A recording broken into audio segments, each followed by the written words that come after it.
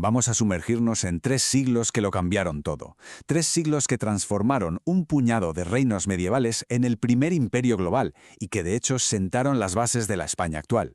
Desde los reyes católicos hasta los Borbones, fue una época de unificación, de expansión brutal, pero también de crisis profundas y de una reinvención total. ¿Cómo ocurrió todo? Vamos a verlo. Aquí está la gran pregunta, la pregunta del millón, ¿verdad? ¿Cómo una península que estaba totalmente fragmentada consiguió forjar un imperio donde literalmente nunca se ponía el sol? Pero ojo, hay una segunda parte de la pregunta que es igual o más importante.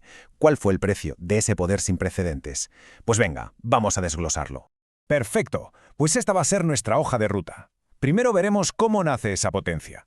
Después, cómo se convierte en un imperio global. Y claro, el coste que tuvo ese poder.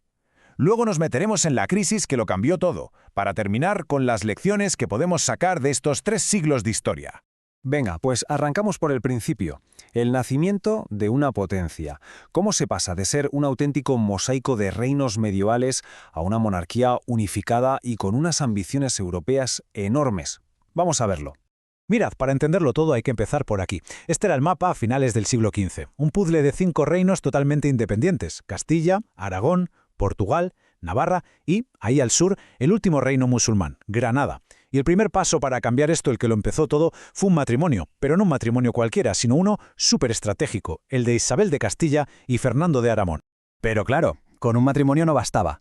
Esa unión se tuvo que consolidar a base de acciones militares clave. Atención a las fechas. Primero, en 1476, la victoria en Toro que asegura el trono para Isabel en Castilla. Paso 1, conseguido. Después, una fecha que nos suena a todos, 1492. Cae Granada, el último bastión musulmán. Paso 2. Y para rematar, en 1512 se incorpora Navarra a Castilla. O sea, en menos de 40 años, ¡boom!, el mapa político de la península había dado un vuelco radical. Pero mucho cuidado aquí. Esto es súper importante. No pensemos que esto era ya España como un país unificado. Para nada. Era lo que los historiadores llaman una monarquía compuesta. ¿Qué significa esto? Pues que cada reino, Castilla, Aragón, mantenía sus propias leyes, sus aduanas, sus instituciones, eran como piezas distintas que compartían un mismo rey o reina, pero no estaban fusionadas. Era una unión de coronas, por así decirlo, no una unión de reinos. Vale, ya tenemos una península casi unificada. Parecía el gran logro, ¿verdad? Pues bien, justo entonces, una serie de carambolas dinásticas, casi una lotería de herencias, lo va a cambiar absolutamente todo. Vamos a ver cómo la herencia de un solo hombre va a convertir esta nueva monarquía en un imperio global. Y aquí lo tenemos. Es que es alucinante verlo así, de forma gráfica. Todo esto recayó en una sola persona. Carlos I. A ver, por parte de sus abuelos maternos, Isabel y Fernando, se lleva Castilla y Aragón con todo lo que tenían ya en Italia y lo que se empezaba a descubrir en América. Y por parte de sus abuelos paternos, María de Borgoña y Maximiliano de Habsburgo, ¡pum!, le caen los Países Bajos, Austria y encima los derechos al trono del Sacro Imperio. O sea, una locura. Una acumulación de poder nunca vista hasta entonces. Y mientras todo esto pasaba en Europa, al otro lado del charco, la cosa se estaba disparando. La expansión fue de una velocidad de vértigo. Fijaos, con un puñado de hombres, literalmente unos cientos, Hernán Cortés se hace con el control del gigantesco imperio azteca. Y al poco tiempo, Francisco Pizarro repite la jugada con el imperio inca en Perú. De repente, cantidades ingentes de oro y plata de América empiezan a llegar, convirtiéndose en el combustible perfecto para todas las ambiciones y guerras que tenía la monarquía en Europa. Llegamos al hijo de Carlos, Felipe II. Con él, el imperio alcanza su tamaño máximo. Es la Edad de Oro. Pero claro, aquí viene la gran pregunta. ¿Se podía sostener algo tan gigantesco? Vamos a meternos ahora en las enormes presiones, en los conflictos constantes que suponía ser el jefe del primer imperio global. Es que Felipe II tenía enemigos por todas partes, literalmente. Era un no parar. Por un lado, Francia, el rival de siempre en Europa, luchando por la hegemonía. Por otro, en el Mediterráneo, la guerra continua contra el Imperio Otomano. En el Atlántico, una Inglaterra cada vez más hostil, con sus corsarios y sus diferencias religiosas. Y por si fuera poco, el que fue quizás su mayor quebradero de cabeza, la interminable rebelión de los Países Bajos. Y claro, para intentar solucionar uno de esos frentes, el inglés se montó uno de los proyectos más ambiciosos y conocidos de la historia, la Armada Invencible en 1588. La idea era una invasión en toda regla, pero el plan acabó en un desastre total. no solo por la resistencia de los barcos ingleses, sino también por unas tormentas terribles. Fue un golpe simbólico y militar durísimo, un aviso de que la supremacía naval española no era, bueno, invencible. Y para que nos hagamos una idea de la escala de la que hablamos, aquí está el mapa del imperio. Es que es brutal. Con la anexión de Portugal en 1581, los dominios de Felipe II daban la vuelta al mundo. De ahí la famosa frase, en mis dominios no se pone el sol.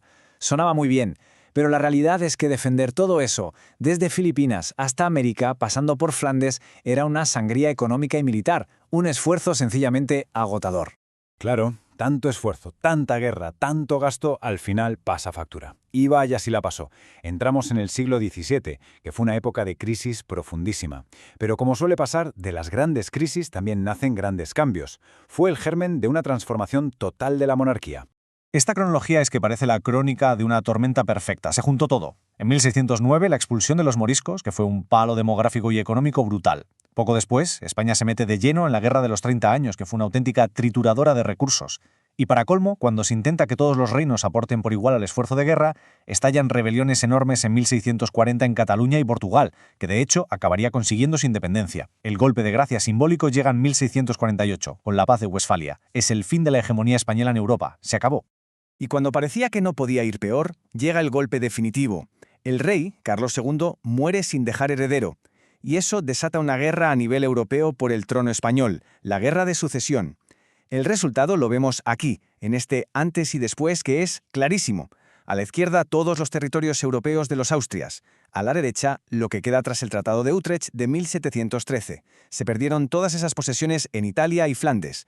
El nuevo rey, el Borbón Felipe V, heredaba un imperio, pero un imperio diferente, reconfigurado y centrado casi exclusivamente en la península y en América. Y con la nueva dinastía, los Borbones, llegó un modelo de Estado completamente nuevo, mucho más parecido al francés, centralizado. Y una de las primeras cosas que hizo Felipe V fue castigar a los reinos de la Corona de Aragón por no haberle apoyado en la guerra. ¿Cómo? Con los decretos de nueva planta. Básicamente, se cargó sus leyes e instituciones propias y les impuso un modelo castellano. Fue el fin de aquella monarquía compuesta de los Austrias. Ahora sí, nacía un Estado mucho más centralizado. Muy bien, hemos recorrido 3 siglos a toda velocidad. Entonces, ¿con qué nos quedamos? ¿Qué podemos sacar en claro de toda esta historia de imperio, de crisis y de transformación? Vamos a hacer un resumen final. Si tuviésemos que resumir todo en 4 ideas clave, serían estas. La primera, todo empieza con esa unión dinástica de los reyes católicos, que fue la semilla de una nueva superpotencia europea. Segunda idea, la increíble riqueza que venía de América fue la gasolina que alimentó el motor del imperio y sus guerras. Tercera, defender ese imperio gigante por todo el mundo, en tantos frentes a la vez, llevó al agotamiento total, militar y económico. No se podía sostener. Y cuarta y última, esa gran crisis del siglo XVII forzó a una reinvención, a una modernización en el XVIII con un Estado totalmente nuevo y centralizado. Y para terminar, como siempre, una pregunta que queda en el aire para pensar. De todo lo que hemos visto, de todo el legado de esta época, la idea de unidad, el recuerdo de aquel imperio global, el modelo de Estado centralizado que impusieron los Borbones, ¿qué pesa más en la España de hoy? ¿Cuál de estas fuerzas define mejor los debates y la forma de ser de la España actual? Ahí lo dejo, una cuestión abierta que demuestra que, al final, el pasado siempre resuena en el presente.